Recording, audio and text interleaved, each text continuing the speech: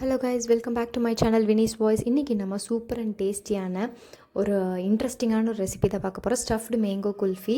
And என்னோடய video first time பார்க்குறீங்கன்னா என்னோடய சேனலை மறக்காமல் சப்ஸ்கிரைப் பண்ணிக்கோங்க. வாங்க வீடியோக்குள்ளே போயிடலாம். ஒரு டவாவில் நான் வந்து ஒரு 1/4 லிட்டர் போல் பால் எடுத்திருக்கேன். இதை வந்து நான் சுண்டை காய்ச்ச போகிறேன். அதனால் நீங்கள் உங்களுக்கு தேவையான 1 லிட்டர் கூட நீங்கள் எடுத்துக்கலாம். இது வந்து நல்லா காஞ்சி வரணுங்க. அது பொங்கி விட்டுறாதீங்க. அதை வந்து கலரிக்கிட்டே இருக்கணும். அதுக்குள்ளே நம்ம வந்து என்ன ரெடி பண்ணிக்கலாம்னா நட்ஸ் பவுடர் ரெடி பண்ணிக்கலாம். நான் முந்திரி, பாதாம், ஏலக்காயிலே எல்லாத்துலேயும் 6 to 7 பீசஸ் எடுத்திருக்கேன். நல்லா அரைச்சி வச்சுக்கிட்டேன். அதுக்குள்ளே நம்ம இங்கே காஞ்ச பாலில் திராட்சை ஆட் பண்ணியிருக்கேன். திராட்சையை குட்டி குட்டியாக கட் பண்ணியிருக்கேன். அப்புறம் 4 ஏலக்காயை தட்டி போட்டிருக்கேன் ஒரு ஃப்ளேவருக்காக. அப்புறம் அரைச்சி வச்சு அந்த பவுடர் ஆட் பண்ணியிருக்கேன். இது எல்லாத்தையும் நல்லா மிக்ஸ் பண்ணிக்கோங்க. நல்லா அந்த பவுடர் வந்து ரொம்ப பவுடராக இருக்க வேண்டாங்க. கொஞ்சம் அந்த இதெல்லாம் இருந்த அந்த பாதாம் இந்த முந்திரியெல்லாம் இருந்தால் தான் டேஸ்ட் நம்மளுக்கு நல்லாயிருக்கும். இது எல்லாத்தையும் நல்லா கிளறி விடுங்க. கிளறி விட்டுட்டு நான் வந்து மில்க் மைட் யூஸ் பண்ணியிருக்கேன். ஒரு 2 to 3 ஸ்பூன் எடுத்திருக்கேன். நீங்கள் அதுக்கு மேலே வேணும்னா கூட எடுத்துக்கலாம். இது வந்து சும்மா ஒரு டேஸ்டிக்காக தான் ஆட் பண்ணியிருக்கேன். அதுக்கப்புறம் நான் குங்குமப்பூ ஆட் பண்ணியிருக்கேன். அது வந்து ஒரு 5 to 6 பீசஸ் வர மாதிரி ஆட் பண்ணியிருக்கேன். நம்ம கலரெல்லாம் ஆட் பண்ண வேண்டாங்க. நம்மளுக்கு இதுலேயே அந்த எல்லோயிஷ் கலர் வந்து மாறிடும். நம்ம சுண்டை காய்ச்சும் போது பார்த்திங்கன்னா அந்த பாலோட கலரே பார்த்திங்கன்னா மாறிடும்.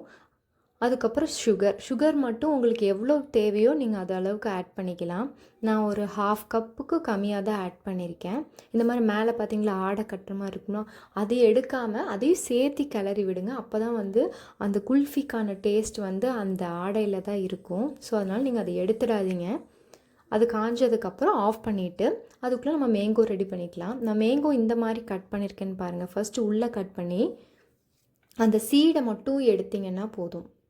அதுதான் இதோட மெயின் ப்ராசஸ்ஸே. இந்த மாதிரி ஒரு இன்ஸ்ட்ருமெண்ட் யூஸ் பண்ணி நான் அந்த சீடை மட்டும் வெளியில் இந்த மாதிரி எடுத்துருங்க. வேறு எதுவுமே உள்ளே இருக்க அந்த ஸ்டஃப்ஸ் எதுவுமே ரிமூவ் பண்ணாமல் நம்ம ஆற வச்சுருந்தோம் இல்லையா பால் கலவை, அதை வந்து எடுத்து உள்ளே ஊற்றிட்டு இந்த மாதிரி கவர் பண்ணிவிட்டு ஒரு 9 to 10 hours வந்து நல்லா ஃப்ரீஸ் பண்ணிடுங்க. இந்த மாதிரி ஃப்ரீஸ் ஆனால் இந்த மாதிரி இருக்கும். உங்களுக்கு ஓவர் ஃப்ரீஸ் ஆச்சுன்னா அதை ஒரு 10 minutes வெளியில் வச்சுட்டு அப்புறம் நம்ம ஒரு பீலர் வச்சு இந்த மாதிரி இந்த ஸ்கின்னை மட்டும் நல்லா பீல் பண்ணிவிட்டு இப்படி வந்து கட் பண்ணிட்டீங்கன்னா சூப்பர் அண்ட் டேஸ்டியான ஸ்டஃப்டு மேங்கோ குல்ஃபி ரெடி ஆகிடும். இந்த சம்மருக்கு ஒரு கோ ஒரு டிஷ்னால் அது இந்த ரெசிபி தாங்க. சூப்பர் அண்ட் டேஸ்டியாக இருக்கும். உங்கள் கிட்ஸுக்கு நீங்கள் பயப்படாமல் கொடுக்கலாம். ரொம்ப ஹெல்த்தியும் கூட தான். நான் வெறும் பால் இந்த மாதிரி ஐட்டம்ஸ் தான் சேர்த்துருக்கேன். நீங்கள் மில்க் மைட் கூட ஸ்கிப் பண்ணுறதுனா பண்ணிக்கலாம். அது ஒரு ஜஸ்ட் ஒரு ஃப்ளேவருக்கு மட்டும்தான் நம்ம ஆட் பண்ணுறது.